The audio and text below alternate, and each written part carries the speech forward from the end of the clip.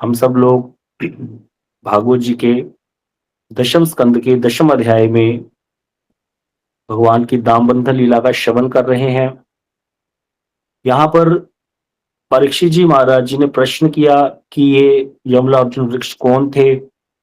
तब श्री सुखदेव गोस्वामी वर्णन कर रहे हैं, ये कुबेर के पुत्र हैं, जो कि धन के मद में मदमत्त होकर के स्त्रियों के साथ विहार कर रहे थे।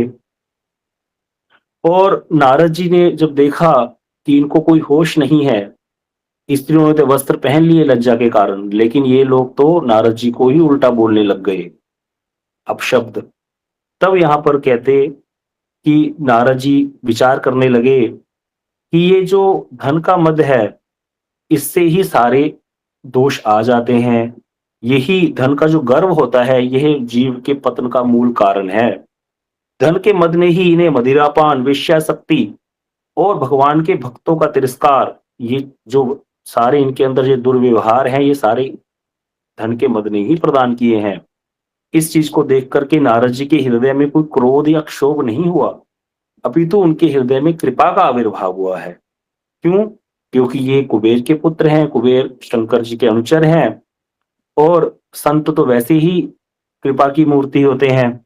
इसीलिए नारद जी ने सोचा, इनको श्राप दे करके इनकी जो धन की मद की मत्तता है, उसको दूर करना उचित रहेगा, नहीं तो इनका कल्याण नहीं होगा। यहाँ बहुत सुंदर गुरुदेव टीका में वर्णन कर रहे हैं कि देखा जाए तो ये दोष है, नलकूबर और मणिग्रीव में दोष हो गया कि उन्होंने इस प्रकार से नारद जी की अवज्ञा करी और स्त्रियों के साथ मदान्ध होकर के वो मदिरा पान करके विहार कर रहे थे। तो संतों का स्वभाव होता है, वो कभी किसी का दोष नहीं देखते, ना ही उसकी किसी के पास चर्चा करते हैं। क्यों? कहते शास्त्र में बताया गया है कि यदि किसी का दोष दूर करने की हमें सामर्थ्य ना हो, तो कभी भी उसके दोष का दर्शन करके या उस दोष को किसी के पास वर्णन करके अपना अनिष्ट नहीं करना चाहिए, इससे अनिष्ट होता है। क्योंकि दूसरे का दोष वर्णन करने से या सूचना देने से पाप की आशंका हो जाती है। यद धर्म कृत स्थानम सूचक्ष्यापि तद भवेत, श्रीमद् भागवतम में बताया गया, जब धर्म एक पैर पर खड़े थे, उनके 3 पैर काट दिए गए थे कलयुग के द्वारा, तो वहां पर सॉरी पृथ्वी देवी जो है, धर्म के जब हाँ काट दिए गए थे 3 पैर, तो वहां पर परीक्षित जी महाराज जी जब पूछ रहे हैं कि किसने बैल रूपी धर्म को पूछा कि किसने तुम्हारी ऐसी दशा की, तो वहां पर धर्म जो है वो अपनी वैसी दशा करने वाले का नाम नहीं बताते कि मेरा हाल ये किसने कर दिया। तो वहां पर परीक्षित जी महाराज जी ने कहा, अवश्य ही तुम धर्म हो, जो तुम्हारा अनिष्ट करने वाले का भी तुम नाम नहीं ले रहे, क्योंकि दूसरे का दोष वर्णन करने से पाप होता है। अवश्य ही तुम धर्म हो, मैंने तुमको पहचान लिया। वहां परीक्षित जी महाराज जी ने बोला धर्म को। बड़ा सुंदर संवाद है धर्म और परीक्षित जी का वहां पर। तो इसीलिए यहाँ बता रहे हैं कि पापाचरण में आसक्त व्यक्ति जो होता है, पाप करके जिस नरक यातना को भोग करेगा, उसके पाप की सूचना देने वाला या उसका वर्णन करने वाला, अमुक व्यक्ति ये करता है, उसको देखो वो सो रहा है, ऐसा जो व्यक्ति है, उसको भी उसी प्रकार नरक का दुख भोग करना पड़ेगा, यद्यपि उसने वो कार्य नहीं किया। इसीलिए ये बात हमको शुरू में जब हम मठ में ज्वाइन किया, तो हम लोग देखते थे, दोष तो दिखते हैं भाई। देखा बच्चों ने इधर उधर चीजें फेंक दी हैं, तो मैंने प्रभु जी को बोला, प्रभु जी मुझे बड़ा कष्ट होता है, इधर सर्दियां गई हैं, किसी ने कंबल भी संभाले नहीं अपने, है कम से कम अपने कंबल संभाल करके तो रखने चाहिए भाई, अगले बार सर्दी आएगी तो ये तो इधर उधर हो जाएगा। तो फिर प्रभु जी कहते हैं ये दोष दर्शन है, इस चीज की जिम्मेवारी मेरी है, जो मैं यहाँ पर मठ को चला रहा हूँ, मुझे कोई दोष नहीं है इस चीज को देखने में, मैं किसको डांटूं या नहीं। अगर तुम लोग यह चीजें देखनी शुरू कर दोगे, तो तुम्हारे अंदर ये दोष तुम्हारे अंदर भी प्रवेश कर जाएगा दूसरे का। बिल्कुल सही है, जिसने भी चीज नहीं उठाई, गर्म जुराबे हैं पहनी, सर्दी में इधर उधर फेंक दी। हमारे मठ में प्रभु जी थे, वो दोष तो नहीं देखते थे, लेकिन क्या करते थे, वो सारी चीजें इकट्ठे करते थे। यहाँ जुराबे फेंक रखी हैं, वहां जुराबे फेंक रखी हैं, सब उठा लेते, उनको धो देते, धो करके संभाल करके रख लेते। अगले साल जब सर्दी आएगी, बच्चे मांगेंगे जुराबे, तो फिर सबको बांट देते। तो करना है तो इस प्रकार से करो, प्रभु जी ने कहा, लेकिन दोष दर्शन नहीं करना, क्योंकि हर एक व्यक्ति का अपना स्वभाव है, अपने स्वभाव के अनुसार ही जीव कार्य करता है। हाँ, जो मठ को चलाने वाले हैं या गुरु वर्ग हैं, उनको बिल्कुल अधिकार है, अगर वो नहीं दंड देंगे तो फिर कैसे हम सुधरेंगे? तो वो बिल्कुल चर्चा करेंगे और अगर हमको उन्होंने बोल दिया कि आप देख कर के आओ, जहाँ द जाकर देख के आओ कौन सो रहा है आरती के समय, जाकर देख के आओ, कीर्तन के समय कौन नहीं आया, तब हमें उन्होंने क्योंकि बताया है, उन्होंने आज्ञा दी है, तो हम देख सकते हैं जाकर, उनको सूचना दे सकते हैं। इससे ज़्यादा हमारा कोई अधिकार नहीं है और इससे हानि क्या होती है? दोष, पाप तो हो ही गया देखने से दोष, साथ ही साथ वो व्यक्ति भी आपका जो है शत्रु बन जाता है। उसको लगता है ये मेरे पीछे पड़ गया। अब कुछ भी बात होगी तो वो आपको कटाक्ष करेगा, आपका छोटा-सा भी दोष अब उसको नज़र आने लग जाएगा। इस तरह से क्या होता है, हमारे भजन में बाधा होनी शुरू हो जाती है। तो इसीलिए कभी भी संसार में भी जो लोग गृहस्थ में रहते हैं, देखते हैं पड़ोसियों की कोई बात होगी, एक-दूसरे को जाकर चुगली, निंदा करना, काना-फूसी करना, फ़ोन पर करके बता देना। फिर बता भी देंगे, बोलेंगे मेरा नाम मत लेना, मैंने तुमको बता दिया, मैंने तुमको ही बताया और किसी को नहीं बताया। ये बहुत चलता है, बहुत ज़्यादा चलता है। लेकिन इससे बहुत विशेष सावधान रहना चाहिए। लेकिन ये एक ऐसी बीमारी है कि इससे बचना बड़ा ही मुश्किल है। प्रैक्टिकली अगर देखा जाए, तो सारा संसार इसी में ही ग्रस्त है। भगवान ने गीता के 7वें अध्याय में कहा, इच्छा द्वेष समुत्थेन द्वंद्व मोहेन भारत, सर्वभूतानि सम्मोहम सर्गे यान्ति परन्तप। गीता के 7वें अध्याय का 27वां श्लोक। अर्जुन ने पूछा ये माजरा क्या है प्रभु, ये संसार चक्र है क्या? क्यों जीव संसार में ऐसे फँस गया? बोले 2 ही वस्तुएँ हैं बस, इच्छा और द्वेष। या तो हम इच्छा करते रहते हैं, ये मिल जाए, ये प्राप्त हो जाए, ऐसे कर लूँ, या फिर द्वेष, अरे उसको ऐसे हो गया, हाँ, अब छोड़ेंगे नहीं, हम भी ऐसे करेंगे, या उसकी निंदा शुरू कर देंगे, उसका दोष देखेंगे। तो इच्छा और द्वेष जो है, ये 2 द्वंद है। इस द्वंद में सारा सर्वभूतानि सम्मोहम, सभी जीव इसमें मोहित हो रहे हैं, बद्ध जीव संसार के। सर्वे भूतानि सम्मोहम सर्गे यान्ति परन्तप, सब इसी में ही मर रहे हैं। इसी कारण दोबारा-दोबारा जन्म ग्रहण कर रहे हैं, 84 लाख योनियों में भ्रमण कर रहे हैं। तो इस चीज पे विशेष चर्चा होनी चाहिए। इस चीज को हमें विशेष रूप से पता होना चाहिए कि शास्त्र में इससे बचने का क्या उपाय बताया गया। गोस्वामी तुलसीदास जी महाराज ऐसा सुंदर वर्णन कर रहे हैं, इसके जैसी चर्चा कहीं मिलेगी नहीं। शुरू में ही लेकर के बैठ गए इस चर्चा को। अगर रामचरितमानस को पढ़ने बैठे तो हैरान हो जाएगा इस बात को देख करके। हमारे महाराज बोलते थे, कहते हम रामचरितमानस पढ़ने बैठे, शुरू में थोड़ी सी वंदनाएं करी गोस्वामी जी ने, गुरु जी को प्रणाम किया, ठाकुर जी को प्रणाम किया, सीता जी को और हनुमान जी को प्रणाम किया, सुखदेव गोस्वामी को प्रणाम किया, सबको करा और लेकर बैठ गए गुण और दोषों की चर्चा। अरे भाई, गुण दोष की चर्चा तो वैसी नहीं करनी चाहिए, लेकिन गोस्वामी जी ने सारा बताया है। भला कौन होता है, बुरे बुरे का व्यवहार कैसा होता है, भला व्यक्ति कैसे कार्य करता है, अच्छे लोग कैसे होते हैं, संत कैसे होते हैं, असंत कैसे होते हैं, सारा कुछ वर्णन करके लास्ट में लिखते हैं, ताते कुछ गुण दोष बखाने, संग्रह त्याग न बिनु पहचाने। मैंने कुछ गुण और दोष बताए हैं, क्यों? संग्रह त्याग न बिनु पहचाने। हमें किसका संग्रह करना है और किस वस्तु का त्याग करना है, इसकी पहचान हुए बिना हम नहीं कर पाएंगे। जब भी अगर किसी को घी की बड़ी महिमा सुना दी, हाँ, देसी घी बहुत गुणकारी होता है, देसी घी पी लो 1 कटोरी, बस सारा दिन कुछ ना खाओ, शरीर पुष्ट रहेगा, भाई बहुत अच्छी बात है। लेकिन डालडा के बारे में बताया नहीं कि देसी के जैसा ही दिखने में एक डालडा होता है, देसी दानेदार होता है, डालडा उससे ज़्यादा दानेदार होता है। हाँ, और खुशबू तो उसमें और ज़्यादा सेंट मिला करके आ जाती है, उसके बारे में बताया नहीं। तो कोई व्यक्ति धोखा खा सकता है कि नहीं खा सकता? इसीलिए जितना देसी घी की महिमा बताई जाएगी, उतनी ही डालडा की भी पता होनी चाहिए कि डालडे की पहचान क्या है, वो कैसा होता है। तभी जाकर कोई व्यक्ति देसी घी को पहचान करके उसको ग्रहण कर सकता है। इसी प्रकार संत और असंत के लक्षण हमको पता होने चाहिए, क्योंकि हम कौन हैं? हम बद्ध हैं। गोस्वामी जी लिखते हैं, साधु के घर में तोता मैना राम राम बोलते हैं और असाधु के घर में गिन गिन के गालियां देते हैं। चले जाओ जिनके घर में गालियां देते हैं, तोता वैसी गालियां देने लग जाता है। जिनके घर में सारा दिन कृष्ण कृष्ण राम राम राधे राधे होता है, वो तोते जाओ, तोता वही सीख जाता है। जब आए कोई तो बोलता है राधे राधे, राम राम जी, क्योंकि उनके घर में वही बोलते हैं भाई। तो हम लोग वही हैं तोता। तो हम जैसा संग करेंगे, जिस चीज को ग्रहण करेंगे, वैसे वाले बन जाएंगे। तो इसके लिए हमको पहचान तो होनी चाहिए। लेकिन फिर साथ ही साथ ये भी लिखते हैं कि भला भलाई ले पहले ही लही निचाई नीच, सुधा सराही अमृता गर्ल सराही मीच। भैया, किसी की यहाँ पर जो चर्चा कर रहे हैं गुण और दोषों की, यहाँ पर किसी की निंदा या स्तुति नहीं कर रहे हम। हम तो ये कह रहे हैं भैया भला भलाई को ग्रहण किए रहता है और नीच नीचता को ही ग्रहण किए रहता है। अमृत की सराहना जो है वो अमृत करने में होती है और विष की सराहना मारने में ही होती है। वो विष ही क्या जो मारने का काम ना करे, वो अमृत ही क्या जो अमर ना करे।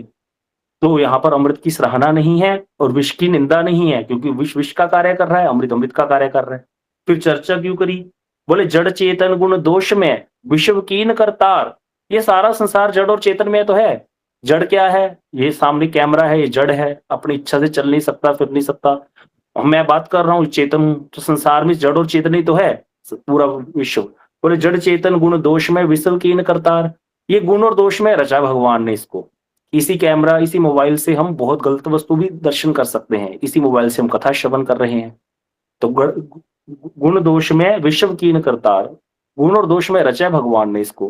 बोले संत हंस गुण गहीं पे परिहरी बार विकार। कितनी सुंदर दोहा गोस्वामी जी लिखते हैं कि संत जो होते हैं, संत रूपी हंस क्या करते हैं? दोष रूपी जल को छोड़ करके गुण रूपी दूध को ही ग्रहण करते हैं। हमें क्या करना है? हमें वैसा स्वभाव ग्रहण करना है कि हम किसी के दोष ग्रहण ना करें, सिर्फ गुणों को ही ग्रहण करके चलें।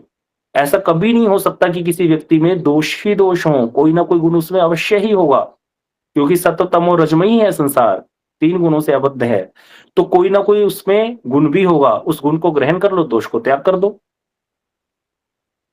हमारे बाबा महाराज बोलते थे, एक कटोरे में दूध डाल दो, दूसरी कटोरी में मीट और शराब रख दो, सब गंदी वस्तु रख दो। बोले कौवा मीट पे ही जाएगा और हंस कहाँ जाएगा? दूध पे जाएगा। और दूध में अगर पानी मिला हुआ है तो दूध दूध ग्रहण कर लेगा, पानी को त्याग कर देगा। ऐसा संत का स्वभाव है, हंस का। तो ऐसे ही बनना है, हमें इस प्रक्रिया में आना है कि हम सही वस्तु को ग्रहण कर सकें और गलत वस्तु का त्याग कर सके, और निंदा या स्तुति किसी की नहीं करनी। आगे जाकर उत्तरकांड में 41वें दोहे में बड़ा सुंदर, जब संत और असंत के लक्षण पूछे हैं वहां पर तो संत के और असंत के लक्षण पूछे हैं, तो वहां पर भगवान ने संत और असंतों के लक्षण बताए। लक्षण बताते हुए बोलने लगे कि संत और असंत की करनी कैसे होती है? संत असंत के अस करनी, जिमी कुठार चंदन आचरनी। जैसे कुल्हाड़ी और चंदन का आचरण होता है, कुल्हाड़ी है असंत, चंदन है संत। अब कहते कैसा आचरण है कुल्हाड़ी का और कैसा आचरण है चंदन का? बोले सुनो, कुल्हाड़ी क्या करती है? चंदन को काटती है, गलत काम करती है। चंदन को काटने का काम कर रही है, असंत का काम कर रही है, लेकिन उसका स्वभाव क्या है? क्योंकि उसका स्वभाव यही है काटना, वो काटती है। चंदन क्या करता है? अपने स्वभाव के कारण क्या कर देता है? चंदन का स्वभाव संत वाला है, वो गुण दे करके उस काटने वाली कुल्हाड़ी को भी सुगंधित कर देता है। चंदन जिस कुल्हाड़ी से काटा जाएगा, उस कुल्हाड़ी को बाद में देखना, पास में आकर उसके ऐसे लपटें आएंगी, खुशबू आएगी इस कुल्हाड़ी से। यद्यपि कुल्हाड़ी ने तो चंदन को काटा है, उसने तो गलत काम किया।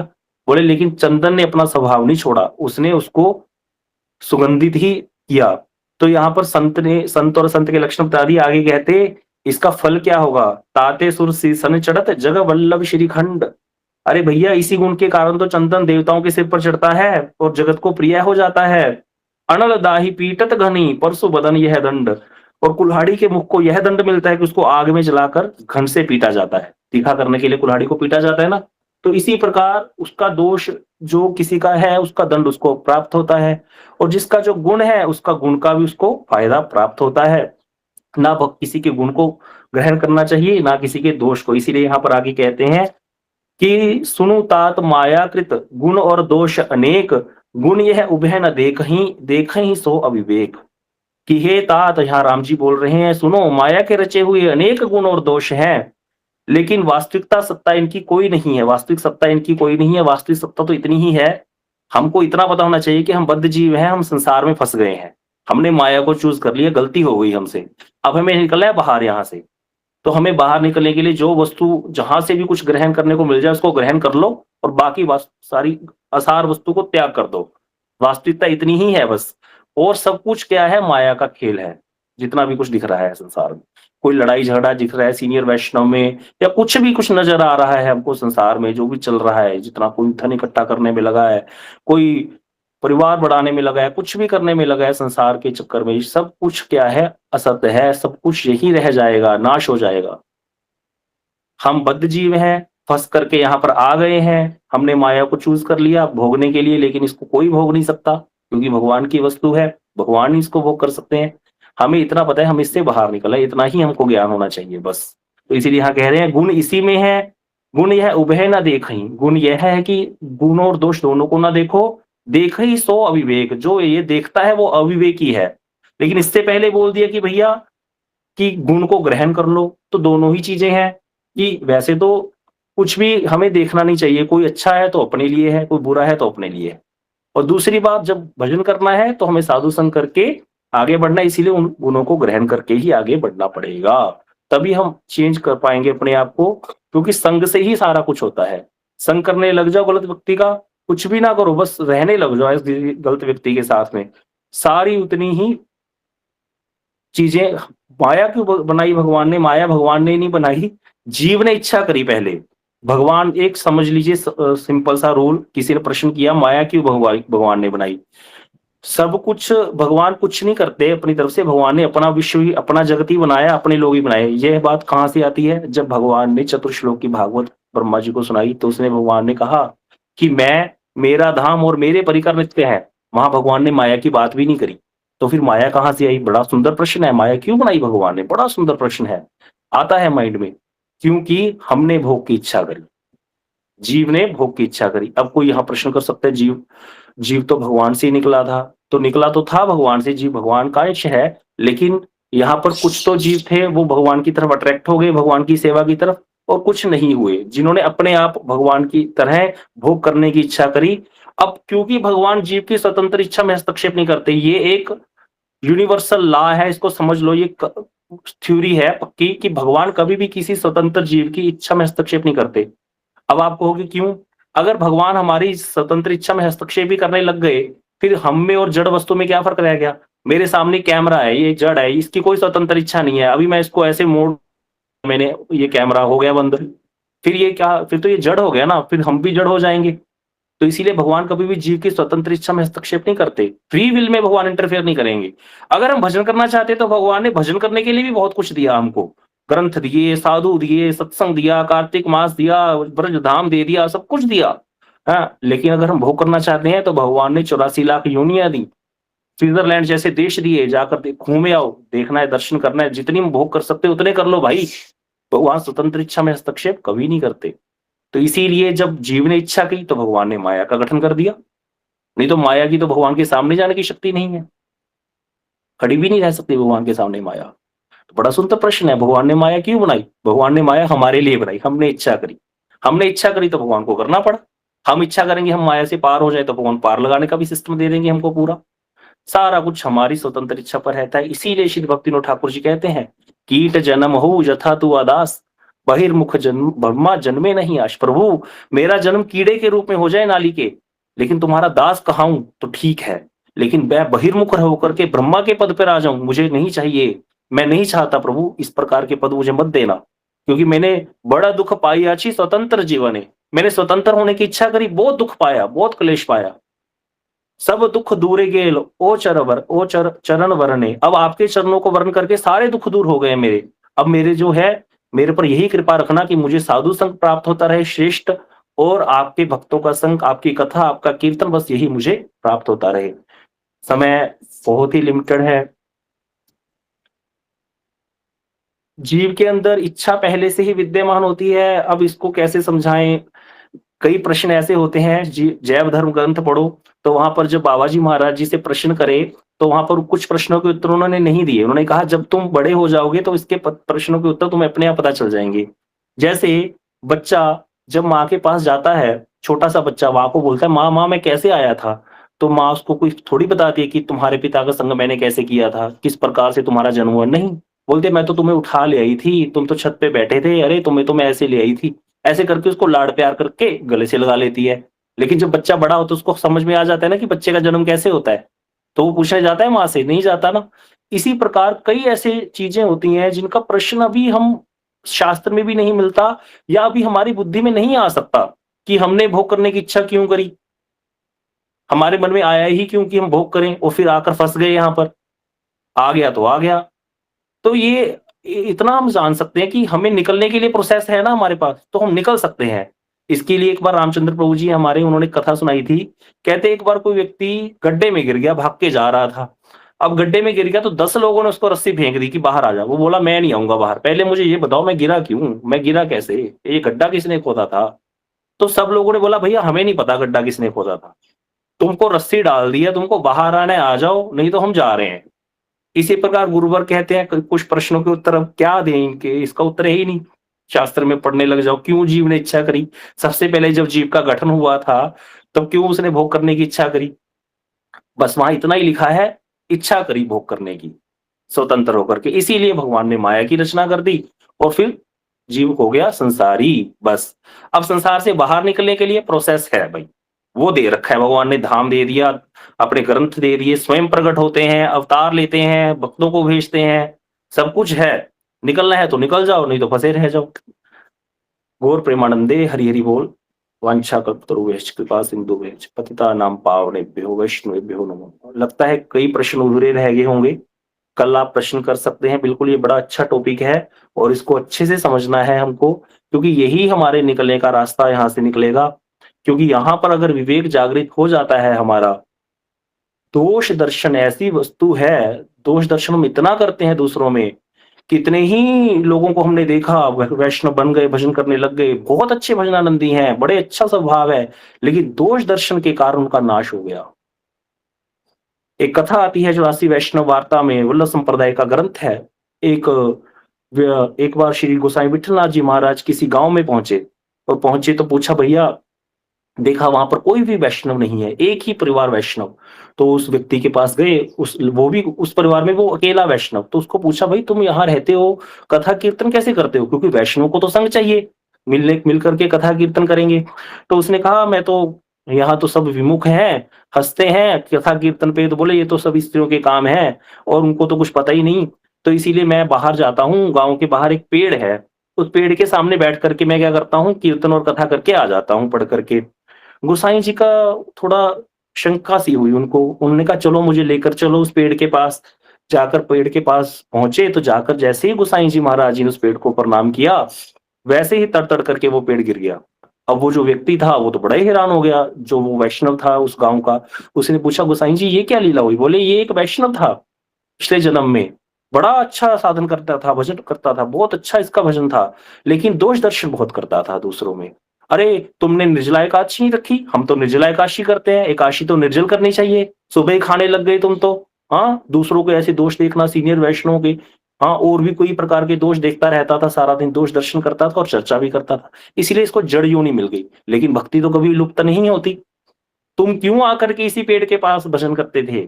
क्योंकि यह भी वैष्णव ही है, लेकिन इसने दोष दर्शन किया, इसलिए इसको जड़ योनि मिल गई। वृक्ष योनि बहुत अच्छी योनि नहीं होती, न चल सकते हैं न फिर सकते हैं ना कीर्तन, क्या वृक्ष क्या कीर्तन करेगा? ऐसे वाली योनि उसको मिली दोष दर्शन के कारण सिर्फ। इसीलिए दोष दर्शन से बहुत सावधान रहना चाहिए। कल हम चर्चा करेंगे नारद जी तो फिर यहाँ दोष दर्शन कर रहे हैं कि नहीं कर रहे? यहाँ नारद जी का क्या यहाँ पर अभिप्राय है जब यहाँ पर नारद जी इनको श्राप दे रहे हैं? तो बड़ी सुंदर चर्चा श्री विष्णु चक्रवर्तीपाद जी ने, श्री गुरुदेव जी ने टीका में यहाँ वर्णन किया है। कल हम इस पे चर्चा करेंगे। गौर प्रेमानंदे हरि हरि बोल।